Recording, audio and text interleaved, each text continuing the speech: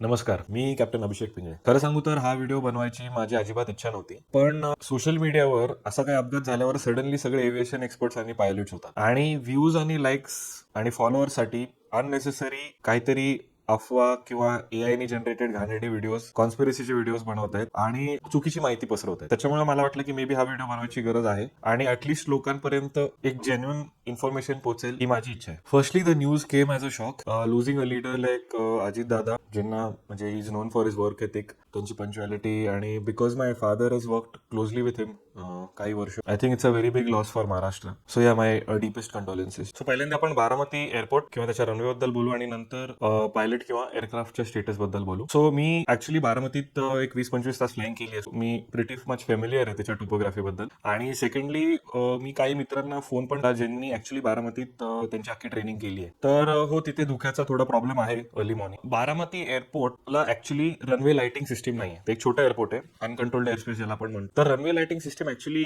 त्याचा एक बेनिफिट असा असतो की तुम्हाला रनवे ऍक्च्युली कुठं आहे ते लोकेट करता येतो त्या लाइटिंग सिस्टीममुळे. म्हणजे धावपट्टीच्या चारी बाजूला त्याचे लाईट्स असतात. धावपट्टीच्या अगोदर म्हणजे जिथून धावपट्टी सुरुवात होते तिथे लाईट्स असतात, त्याला अप्रोच लाईट्स म्हणतात. कुठे संपतीये थ्रेशोल्ड लाईट्स तिथे पण लाईट्स असतात आणि एक सेंटर लाईन लाईट्स असतात. म्हणजे धावपट्टीची एक्झॅक्ट सेंटर लाईन काय आहे ते पायलटला कळते. तर ह्या लाइटिंग सिस्टीमचा ना सर्वात जास्त फायदा होतो जेव्हा फिजिबिलिटी पुअर आहे, म्हणजे कमी आहे, कमी दिसतंय तुम्हाला लांबचं, आणि जेव्हा रात्रीची वेळ असेल नाईट ऑपरेशनसाठी. 3-4 गोष्टी लाईट्समुळे ठरतात. एक, तुम्हाला डेप्थ परसेप्शन येतं रनवेचं. म्हणजे काय, किती उंचीवर आहोत रनवेच्या आणि आपल्यापासून रनवे किती लांब आहे ह्याचा पायलटला कंटिन्युअस एक अंदाज येत असतो. तर ह्या डेप्थ परसेप्शनचं अजून एक निगेटिव्ह बारामती एअरपोर्टचा असा आहे की ते table top runway. Table top runway म्हणजे की रनवेची जी स्ट्रीप आहे, जी धावपट्टी आहे, त्याच्या आजूबाजूला सगळ्या बाजूनी खड्डा आहे. त्याच्यामुळे होतं काय की रनवेचं जे परसेप्शन आहे की ते किती उंचीवर आहे त्याचा जजमेंटल थोडा एरर होऊ शकतो पायलट कडून. सेकंड आहे, बारामती छोटं एअरपोर्ट असल्यामुळे तिथे अप्रोच नॅव्ह एड्स जे आहे, नॅव्हिगेशन एड्स ज्याला आम्ही म्हणतो, जसं एक व्हीओआर असतो किंवा आयएलएस असतो. तर हे व्हीओआर किंवा आयएलएस हे जे नॅव्हिगेशन एड्स ते पायलटला कसे हेल्प करतात. पायलटला कळतं की तो किती दूर आहे त्या पर्टिक्युलर रनवेच्या. आयएलएसनी कळतं की तो रनवेच्या ज्या स्लॅन्ट रेंज मध्ये तो जो डिसेंड करतो आहे किंवा खाली येतोय तो ऍक्च्युअल जे डिसेंट रेट पाहिजे त्याच्यापेक्षा वर आहे का खाली आहे. पायलटला त्या नॅव्हिगेशनमुळे कंटिन्युअस आयडिया असते की तो जास्त उंचीवर आहे का जास्त खाली आहे, किंवा रनवेच्या तो जास्त लेफ्टला आहे का राईटला आहे. तर कधी पण तुम्ही लँडिंगला येता ना, तर हा जो पाथ आहे ना हा मेंटेन करायला लागतो. म्हणजे इथे जर धावपट्टी असेल तर तुम्हाला असं यायला लागतं. तुम्हाला असं पण नाही येत आहेत, असं पण नाही येत आहेत. एक पर्टिक्युलर अँगल असतो तो तुम्हाला कंटिन्यू फॉलो करायला लागतो. तर त्या इन्स्ट्रुमेंट लँडिंग सिस्टमनी काय कळतं तुम्हाला की तुम्ही वरती आहे का तुम्ही खाली आहे का तुम्ही बरोबर आहेत, तुम्ही धावपट्टीच्या लेफ्टला आहे का राईटला आहे हे पण कळून येतं तुम्हाला. तर कमी विजिबिलिटीच्या सिच्युएशन्स मध्ये हे जे आयएलएस इन्स्ट्रुमेंट आहे ते तुम्हाला हेल्प करतं. आणि त्या इन्स्ट्रुमेंट्सनी जे कॉकपिटमध्ये दिसतं त्याला कळतं की तो रनवेच्या एक्झॅक्ट मधोमध आहे आणि तो परफेक्टली रनवे कडे येतोय का तो रनवेच्या थोडा आजूबाजूला जाणार आहे. आता ह्या दोन्ही सिस्टम्सचा उपयोग होतो जेव्हा विजिबिलिटी एकदम कमी असते किंवा पुढचं काही दिसतच नसेल. तर त्याच्यामुळे जर पुढचं दिसत नसेल तर आम्ही आमच्या कॉकपिट मधल्या इन्स्ट्रुमेंट्सकडे बघून अंदाज घेत असतो की आपण अजून खाली जायचंय का जसं आहे तसा परफेक्ट चाललोय का आपण थोडं वरती जायला पाहिजे किंवा आपण लेफ्टला जायला पाहिजे का राईटला जायला पाहिजे. हा एक कंटिन्युअस आम्ही त्या हिशोबाने एक फीडबॅक घेऊन फ्लाइंग करत असतो. काही सोशल मीडियावर रिपोर्ट्स अशा चालल्या आहेत की विजिबिलिटी 3000 मीटर होती, म्हणजे 3 किलोमीटर. पण तिथे फॉगचा जर पॅच असेल, धुकं जर असेल त्या पर्टिक्युलर रनवेवरच, तर रनवे दिसणं अवघड आहे. तर आता जसं मी तुम्हाला म्हटलं, जर सगळे कंडिशन चांगल्या आहेत, धुकं नसेल, काही नसेल, तर आपल्याला ह्या नॅव्हिगेशन एड्सचा ऍक्च्युअली इतका काही फायदा नाहीये. बिकॉज तुम्ही जजमेंट लावून आणि तुमच्या एक्सपिरियन्सनी विमान लँड करू शकतात, उतरू शकतात. पण जे फ्लाईट रडार ऍप आहे त्याच्यावर दिसतंय की दादांचं विमान एअरपोर्टवर आलं, खाली आलं आणि त्यांनी गो अराउंड केलं. आता गो अराउंड म्हणजे काय, जेव्हा तुम्ही अप्रोचला येतात लँडिंगला आणि एका पर्टिक्युलर डिसिजन हाईट वर तुम्ही ठरवता की तुम्ही पुढे कंटिन्यू करायचंय का नाही करायचंय. आता न कंटिन्यू करण्याचं कारण बरेच आहेत की तुमची स्पीड जास्त आहे, ती कमी झाली नाही, तुमची हाईट जास्त होतं, तुम्ही खाली लवकर डिसेंड करू नाही शकले, तुम्ही रनवेच्या लेफ्टला आहे किंवा राईटला आहे, किंवा तुम्हाला रनवे दिसलाच नाही, तर तुम्ही याच्यासाठी गो अराउंड करता. गो अराउंड म्हणजे तुम्ही जवळ येतात, तुम्हाला नाही दिसत आणि परत तुम्ही पॉवर देतात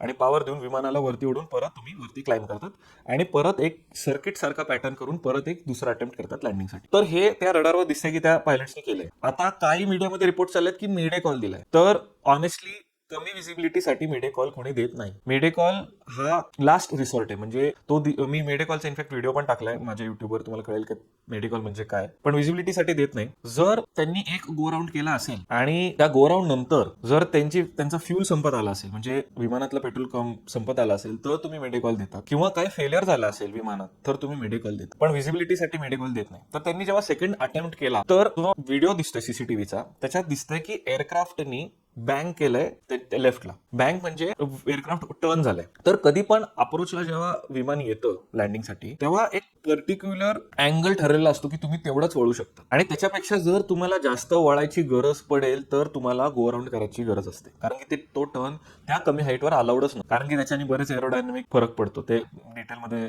जाण्यात पण नाही. पण सीसीटीव्हीत दिसतंय की विमान अख्खं बँक झालंय, म्हणजे एक्स्ट्रीम बँक झालं. तर एक्स्ट्रीम बँक दोनच केसमध्ये होऊ शकतात, की पर्टिक्युलर अंदाज घेऊन होते, धावपट्टीवर येत होते आणि धुक्यामुळे त्यांना अचानक कळालं की आपण चुकीच्या दिशेने चाललोय आणि धावपट्टी आपल्या लेफ्टला आहे. म्हणून त्यांनी एकदम अब्रप्ट लेफ्ट टर्न घेतलाय धावपट्टीकडे जाण्यासाठी. मी समोर चाललोय, पण आता अचानक मला दिसले यार इथं ना इकडे, मग मी टर्न मारतो आणि माझ्या रिफ्लेक्सेसनी काम. पण ऍक्च्युली ह्या हाईटवर तुम्हाला परत एक गो राऊंड करायला पाहिजे. की पहिल्यांदा जेव्हा गो राऊंड केला असेल एकाने, की यार एकदा केला आता दुसऱ्यांदी पण करायला लागतं का, मग दुसऱ्यांदी करायला लागलं तर मग मला बारामतीत लँडच करता नाही येणार. मग असे सगळे कॅल्क्युलेशन चालायला लागतात की माझ्याकडे विमानात फ्यूल पण कमी आहे, मग बारामतीत नाही लँड करता आलं तर मग कुठे जाऊ वगैरे वगैरे, ह्या सगळ्या गोष्टी. आणि हा लेफ्ट टर्नचा असं आहे की जर मी जे काही ड्रोन इमेजेस बघितले वरतून आणि जे फोटोज बघितले आणि व्हिडिओज बघितले ड्रोननी काढलेले, तर धावपट्टीच्या लेफ्टला सुरुवातीलाच विमान खाली उतरलेले. तर त्याच्यात दोन गोष्टी होतात की ऑब्व्हियसली एकतर रनवे पर्यंत ते आलंच नाही, कारण की जर रनवे वरून स्किड झालं असतं बाहेर, because it's a table top runway, तर तिथे व्हील्सच्या मार्किंग असल्या असत्या. पण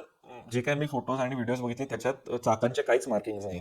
और दुसरं सिच्युएशन असं आहे की मे बी मेकॅनिकल काही फेलियर झालाय ऍट दॅट हाईट आणि त्यांना ते कंट्रोल नाही करता आलं आणि विमान लेफ्टला बँक झाले. आता मेकॅनिकल फेलियर जर आधी असेल तर येस मेडिकॉल दिला असेल. आणि मेकॅनिकल फेलियर जर असेल आणि लिटरली विमान जर असं चाललंय ह्या हाईटवर, तर ते कंट्रोल करणं I think it's very tough. Because वरती जर हवेत असेल आणि मेकॅनिकल फेलियर असेल तरी तुम्हाला तुमच्याकडे टाइम असतो तेवढं रिॲक्ट करायला आणि तेवढं कंट्रोल करायला. पण त्या हाईटवर जेव्हा तुम्ही जमिनीच्या एवढ्या जवळ असाल तर ते कंट्रोल करणं it's very tough. Lear jet जे विमान होतं दादांचं, it's a state of the art aircraft आणि खूप चांगलं विमान आहे ते. जेट इंजिन आहे. ऑब्व्हियसली प्रिलिमिनरी रिपोर्ट्स डीजीसी आता येईल 1-2-4 महिन्यात आणि मेन रिपोर्ट्सला काही वर्ष जाऊ शकतात. पण प्रिलिमिनरी रिपोर्ट्समध्ये ब्लॅक बॉक्स आणि सीव्हीआर मध्ये कळेल, कॉकपिट व्हॉइस रेकॉर्डर सीव्हीआर ज्याला आम्ही म्हणतो, त्याच्यात तुमचा कॉकपिटमध्ये दोन्ही पायलटचा काय संवाद चाललाय, एकमेकांची काय बोलताय, ते सगळं अख्खं रेकॉर्डिंग असतं. पण ह्या दोन कन्क्लुजन्स येत आहेत की रनवे दिसला नाही, लास्ट मोमेंट त्यांना अलाइन करायचं होतं स्वतःला रनवेसाठी, म्हणून त्यांनी तो टर्न घेतला का, आणि टर्न घेतल्यामुळे एरोडायनॅमिकली तुमची त्या असा बँकनी लिफ्ट एकदम ड्रॉप होते. दुसरं आहे की मेकॅनिकल फेलियर ज्यांनी त्यांना ते कंट्रोल नाही झालं ते फेलियर आणि म्हणून विमान तिकडे गेलं. पण येस, ऍक्सिडेंट जेव्हा होतो तेव्हा त्याचे मल्टिपल कॉजेस असतात आणि एकाच रिझननी कधीच असा ऍक्सिडेंट होत नाही. Wait and watch for the preliminary report. आणि हो, अख्ख्या महाराष्ट्रासाठी ही खूपच दुःखद घटना घडली आहे आणि let's hope something like this doesn't happen in the future. Thank you for watching.